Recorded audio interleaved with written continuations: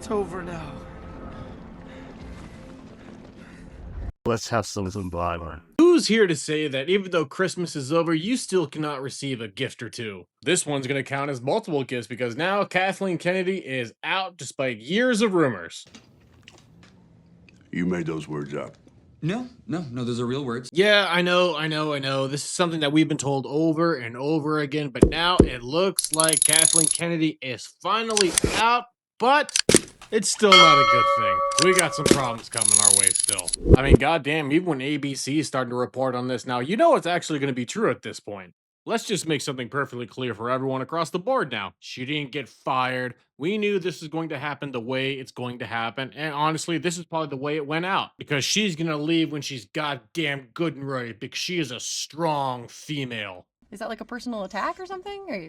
Allow me to give you a brief reality check, my dear sinners. She's not going to be having any negative stains on her records except from us YouTubers. She's going to be receiving a very nice severance package. She is going to be collecting a very nice pension. She's going to be met with awards, praises, and given one big beautiful party when the door hits her in her fat little ass on the way out. But Mr. Sinister, what about all the unanswered questions about future Star Wars projects that we never got? Well, I'm glad you asked.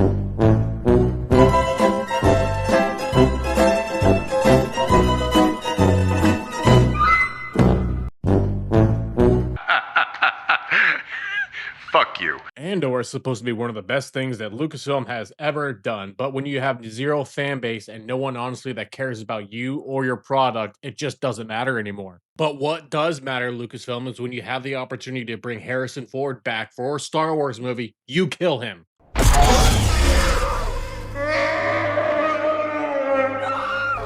There was no love, there is no respect, there is no more admiration for anything except letting a 70-year-old man fall the fuck off. Will she be remembered for giving an egotistical little prick with daddy issues an unlimited amount of money and free reign to do whatever he wants with a movie that people were already divided on? Looking back, would you change anything in your script, or do you stand by all your choices? Nope, stand by every choice. Stand by every choice. Stand by every choice. Some things just write themselves now, don't they? She didn't even particularly care about what even the story was about for these movies or even these TV shows. She wandered aimlessly throughout her career and just threw something at the wall and hoped something stuck. She didn't give a shit about him. She didn't care at all. All she wanted to do is have her name written all over it like it amounted to something special for her. Oh, she wanted special, all right. She wanted something so special she brought in Harvey Weinstein's former personal assistant. And how'd that work out? Power of one. Power of two. The power of many. It is with things like this alone that I think that Kathleen Kennedy has become just the face of shameless franchise deconstruction and reconstruction, only to be destroyed all over again. Willow was such an absolute disaster that it was removed from Disney+.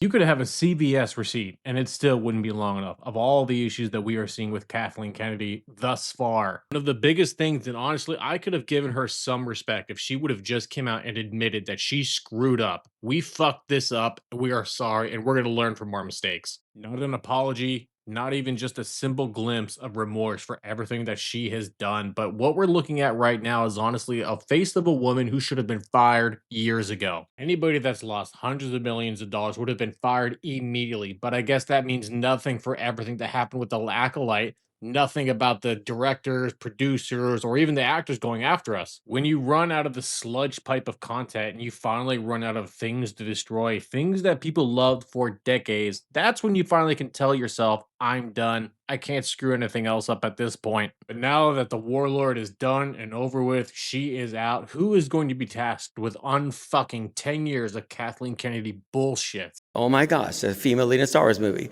And then the trailer for Rogue One comes out, and it's another female lead. Oh my gosh, how unfair. We've had probably like 2 million straight film cinematic roles where men have been leads, and now we've done 2 in a row that are women. Well, too bad. Oh well. Maybe there are more coming. I don't know. Now now steps into full force Dave Filoni. And of course, he's going to be accompanied by Lin-Manuel Brennan as well, who's going to be known as the executive vice president and GM of Lucasfilm. Now, honestly, the more you have to really think about it, it's not that hard of a problem for anyone to honestly really understand at this point. I have zero doubt in the back of my mind that this has always been in the works. Even if you want to sit and laugh about it, let's face it, Kathleen Kennedy has always picked Dave Filoni to be the predecessor. There's going to be a lot of shill mongering going on because let's not forget Dave Filoni was still the chief creative officer and he allowed the Acolyte to be released. That's all on him. I have no doubt that Mr. 10 Gallon Hat over there is going to be the one who's going to be thinking that he is going to be shaping Star Wars the way he wants. Lin-Manuel Brennan better keep his little lispy ass in line or there's going to be a fucking problem. My dear sinners, if Star Wars has honestly taught us anything, is that if there's always going to be a master, there's always going to be an apprentice waiting patiently for one day to take their place. If you enjoyed this video, please like, share, and subscribe. And if you didn't enjoy this video, I thank you all so much for watching. And as always, until we meet again.